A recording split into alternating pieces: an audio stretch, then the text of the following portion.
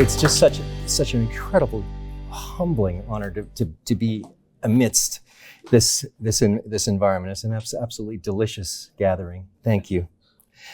This is the kind of work that I do.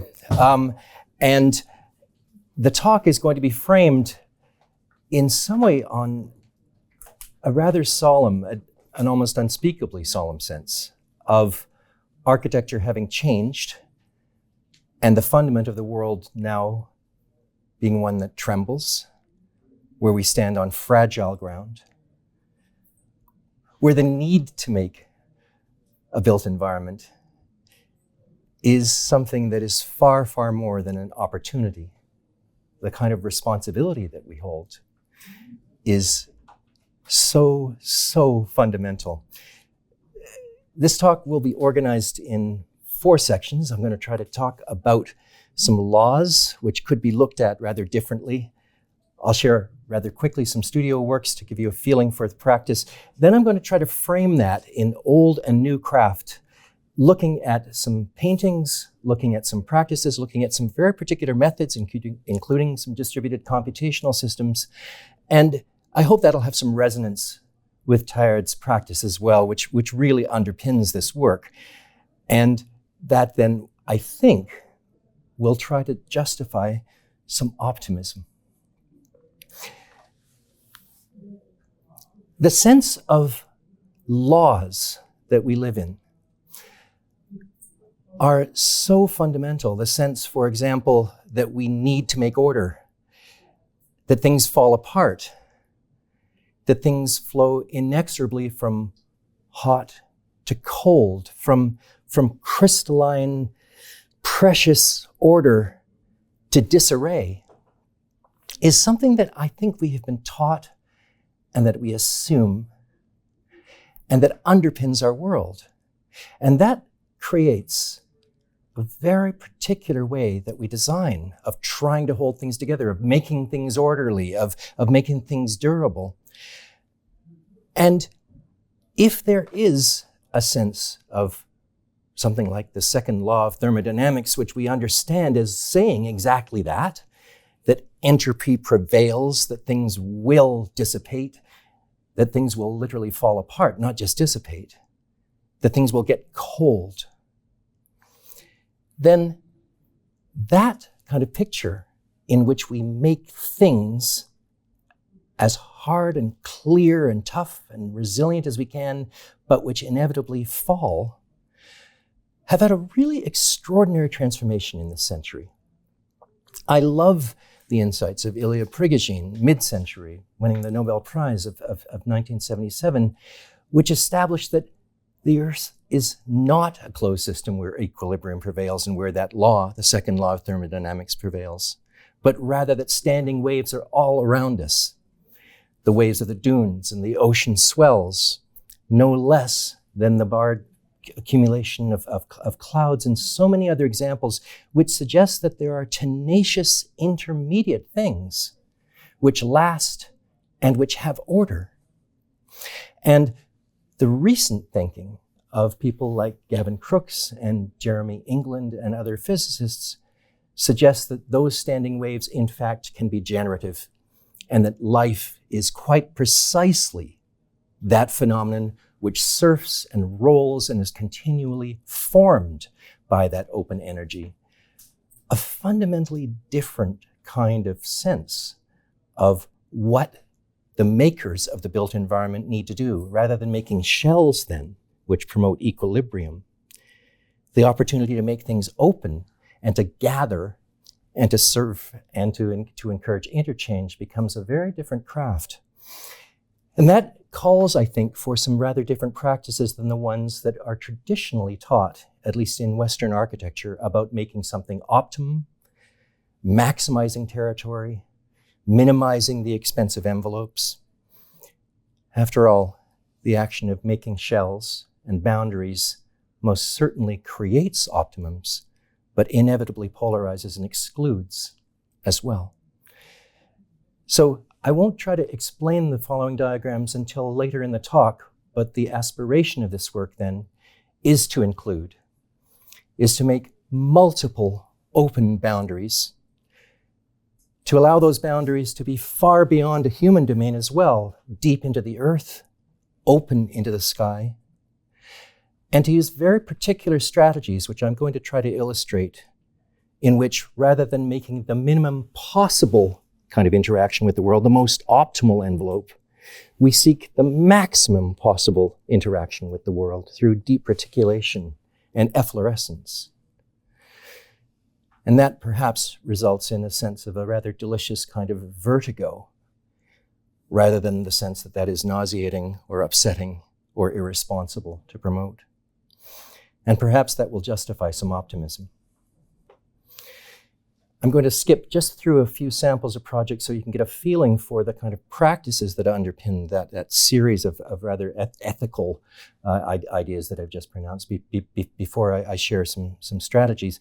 The sense of deeply reticulated, quite large-scale, wilderness-like environments that tremble, that oscillate, that expand, that have symphonic qualities, that certainly make places that work for emplacement, but serve as a kind of conversation with multiple dimensions in symphonic layers, making open, quite resilient thresholds. Quite a bit of work goes into aligning form languages, morphological systems, a bit like the periodic table in the sense of promoting harmonies and multiple affinities between elements so that they can be quite coherent and so that they can make rather immersive environments that are certainly unitary and harmonious, but also deeply diffusive and open, using forms like manifolds, like reefs, like swarms. Some of them approach being encyclopedias, like this kind of rather ordered element, and some of them move rather close to crystalline relations as well. And in the first day, I personally raised a question to Ilia Delio in her own talk about the problem of crystals and cells and how difficult the sense of order can be when it reduces itself into those rigid geometries. But I hope you can see the kind of rather open mongrel hybrid sense of multiple harmonies coming together in this work. And that in turn results in work which is invested in couture, that is to say, our own envelopes and the possibilities sheath of our dresses and our vestments and how we can be together, even just for a moment. Perhaps not necessarily sit-downable. This work also is rather currently moving into a phase of looking at projected digital twins and possibility spaces in which the deep investment in design systems and plans is now a persistent model which allows that design system to become an ongoing dream which is animated and projected. And so you can see, for example, a single data source here, which both illuminates, rather meticulously picks out and illuminates, but also projects the possibility space, which revisits the design patterns that made its digital fabrications. And so it's dreaming its own variation, as you can perhaps see in the projections of the data space. So this is not the same thing as pure augmented reality. It's not really screen-based. It's a literal shadow, but there are virtual shadows as well that are deeply coupled. And so this experience of perhaps seeing illusion in a rather delicious kind of uncertain space is one of the things that the work practices. So I'm going to run rather swiftly through a series of tools and frameworks that can enact this kind of rather sensitive, open, deliberately vertiginous way of working. The idea that space itself could be reconceived rather than empty space as an ether, as a very deliberate kind of term of fullness. I'm going to try to question Plato rather directly in the sense of the reductive geometry that I was speaking about earlier. And I'll talk about a bit of psychology as well in models of relationships, transitional objects. And I'll dwell on empathetic materials, trying to, quote, quote Teilhard in a contribution to this gathering. I started with a sense of the uncertainty of the horizon, of the fundament. And that uncertainty in my own childhood, I wonder if you've had similar experiences, was something that created a kind of an ethic in me in which I was taught to enjoy the truth of death, the emptiness of space, the decoupling of our world from the sentiment of hope, the kind of existentialism that was in some way proud of being atheist, proud of getting to know emptiness, was, in my childhood and my upbringing, a kind of beauty. That is, being able to handle reality, that reality is cold, that things are factual, that the space in between those little clusters of planets and galaxies is empty, a vacuum, absolutely empty. That vision of space, and then the clear figures which are floating, is one that I think is still very, very much with us. The kind of hard-headed, demystifying ethic that so often I think we're encouraged to hold. And if previous telescopes and previous macroscopes taught us that this was true, what a remarkable new vision comes from the James Webb and the collection of data in all of the universe, which gathers together that evidence and tells us a very, very different story than isolated empty space. When I look at the Grand Bolshoi simulation, the kind of tissue-like filamentary prolongations and promises that are spoken of suggest that something rather different than empty space is needed as a conception. I can't really apologize for the sense of the sheer affinity, the anthropomorphizing of it, perhaps, the tissue-like empathy that seems resident in the reality of what space is, through the realities of the mirrors and the collective satellites and the gatherings of new information. The sense of what the universe is, I think, something where new language is very, very much needed, rather beyond the language of humanism. It's kind of a delicious sense, isn't it? That things prevail and are connected and create a very, very tangible tissue-like surround that enframes us. This then, in turn, suggests that some rather different craft could be used in informing how to make buildings, how to make things, how to contribute to the built environment. In the sense that if we make shells, we have a very particular kind of responsibility which limits material use as a very good thing, and yet somehow creates partial fragments that can't possibly create fundamental renewal in the world. This rather pernicious problem of how to make the most efficient, optimal, responsible things in design is one that's been with us for a very, very long time. And this talk is pretty clearly standing against the kind of vision of beauty that Leonardo pronounced here, recapitulating Vitruvian space, the Vitruvian, the Roman writer, whose firmitas, the sense of durability and responsibility which underpins the entire qualities of architecture, suggests that the rather awkward business of a human organism, for example, is enframed by the transcendental, absolutely reductive idea that a sphere or a circle is better, is more true, is more fundamental, is the origin of life. And this lasts in the sense that perhaps even the thought of a raindrop as being the optimal way to build, the most responsible, the most exquisitely beautiful, lasts, I think, in design culture,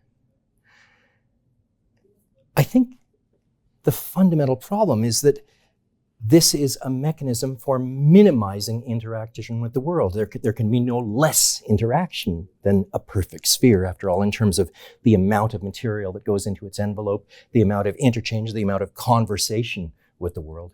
It's the least possible conversation as opposed to something which fosters conversation.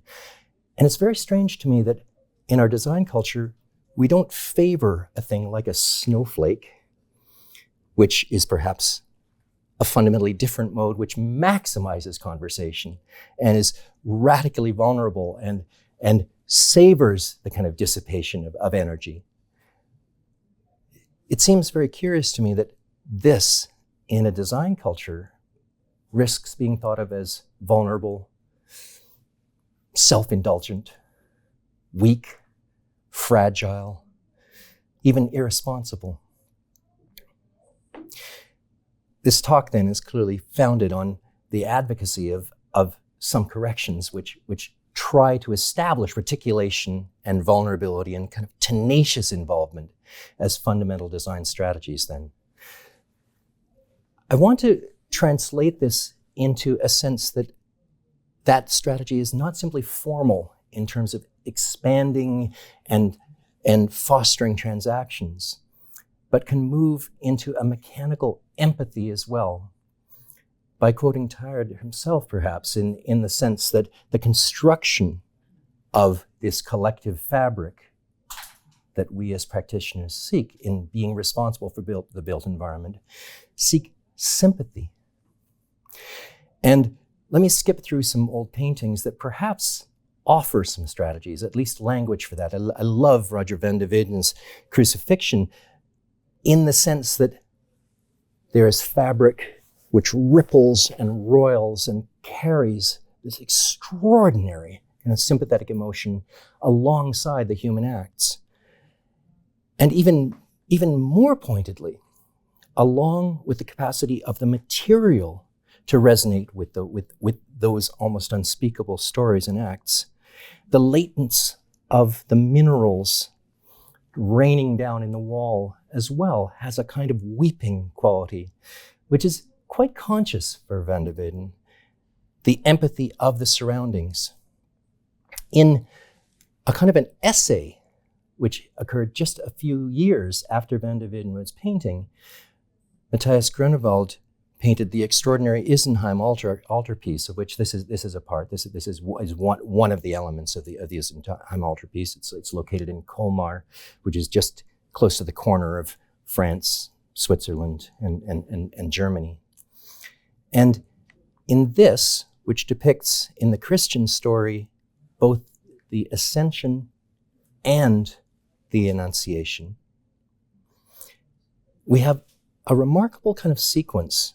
Certainly, perhaps the familiar sense of transcendence, of dissolving and turning into galaxies and stars, but also this extraordinary fabric which wraps around the body, vulva, blushing, full of crimson blood, and drying and curling and turning into venous oxygen-starved blood and moving down into that kind of writhing sense which moves towards mineral existence and indeed into the ground as well and into deep physicality. I love the kind of spectrum where these materials then carry so very, very much meaning and emotion.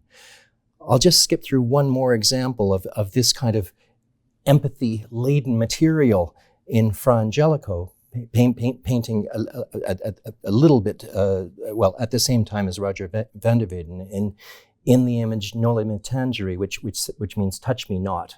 And this is an image taken from Christian mythology in which the Christ God has been crucified, and then Mary Magdalene, deep colleague, encounters what she thinks at first is a gardener 3 days after the crucifixion, mistakes the figure for a gardener, and then a sense of don't touch me, and a kind of a shadow crossing the grass, as you can see, occurs. The material quality that's in this painting is another kind of example of the mechanical empathy that I'm pursuing and that I'm trying to suggest can be seen in the material work that's being made here. In every single leaf of the garden, there's a little red flower, and we can see the spot of blood on the hand of the god, the stigmata. And we can also see that every single flower is echoing the same act, a kind of a chorus of empathy.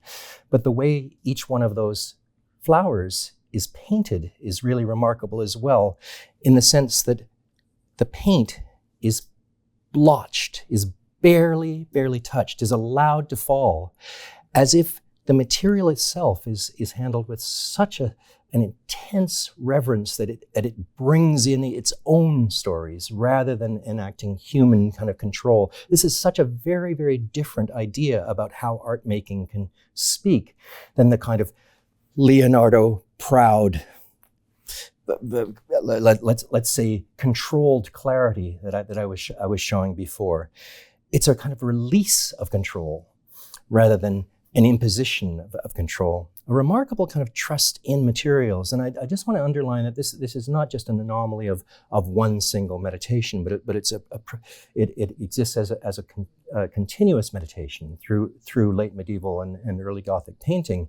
We can see in this picture, this is another Fra Angelico scene in which it's in fact a Madonna and Child above with a great veil. But the cloud that holds up these figures is made of a similar kind of paint treatment. I hope you can see that this kind of extraordinary kind of blotch technique of allowing paint to fall and allowing physics to speak, the natural world to speak, is being shown here. To my mind, this gives us such a very different sense of how to work with materials and how to make things than the controlled kind of humanist or oriented minimal envelope maximal control values that I've been speaking about. And so the idea that in fact we have psychology itself offering, where rather than a model such as prevails to our day, such as Maslow gives us. This is Abraham Maslow's rather famous hierarchy of humans, in which maximum independence, maximum autonomy, maximum responsibility is on top of all the other things. We have, I think, available to us some very different models, and I'm very attracted to Donald Winnicott, the mid-century English child psychologist, who looked at materials not making us independent so that we could be responsible for them, but rather dwelling in the open space in which materials somehow hold our identities. A transitional object that acts as a kind of an intermediate between a mother's body and an infant is one that's perhaps familiar to all of us. All of us had loveys. I certainly did.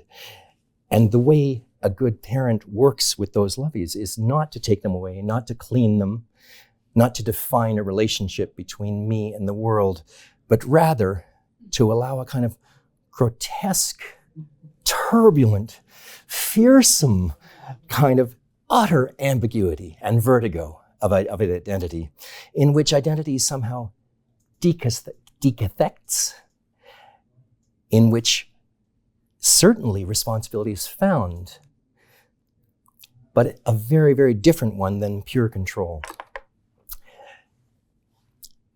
What I'm showing now is I'm just going to jump into some physical examples from my studio work, which tries to act on some of the examples and frameworks that I've just shared. And precarity, very deliberate kind of trembling instability is one of the qualities of the materials, which then translates into a rather delicious kind of immersive quality of multiple elements rolling around as a scene, which run in turn into a rather oceanic sense of touch, of intimacy, of response, of deeply distributed microprocessor systems, which are invested with learning and response. And In turn, those are organized by some geometries which are quite deliberately unstable, using aperiodic systems rather than periodic systems, that is, which don't repeat, like the Penrose tessellation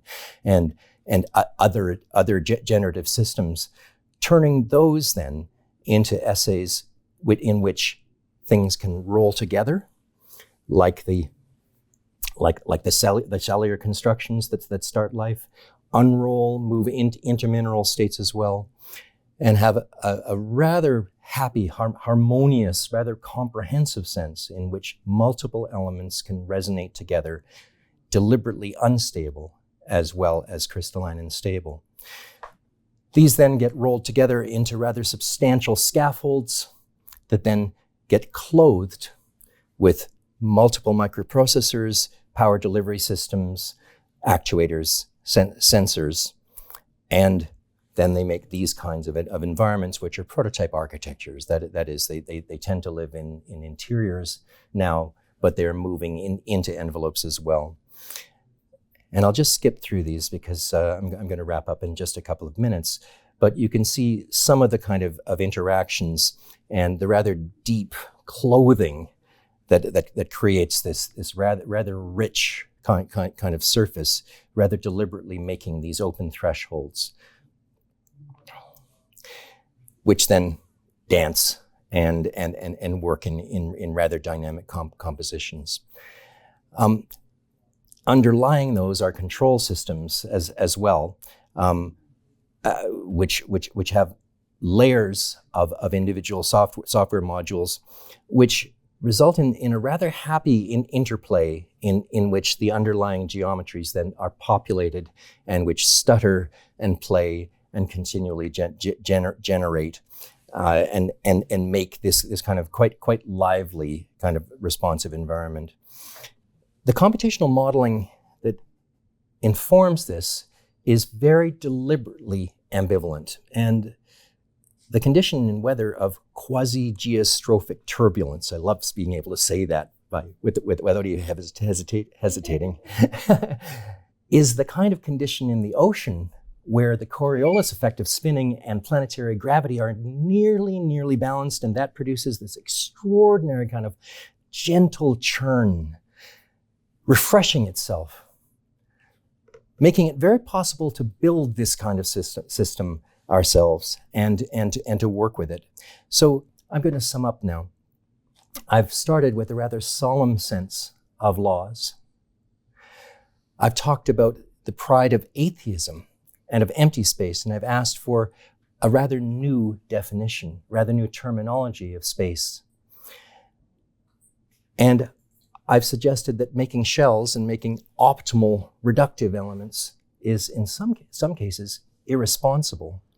I've tried to talk about very particular craft methods using reticulation and using deliberate precarity as a very substantial way to make a renewed architecture. And that moves into a sense of wilderness at times and a sense of symphonic relations. And the quality of looking at things right at the boundary of whether they are real or perhaps our own projections in the state of pareidolia, a kind of vertigo of perception, is one that I think can be a tremendous kind of festival of possibility. So that produces a sense of identity which might be deeply insecure, but I hope that it can also justify some optimism. Thanks.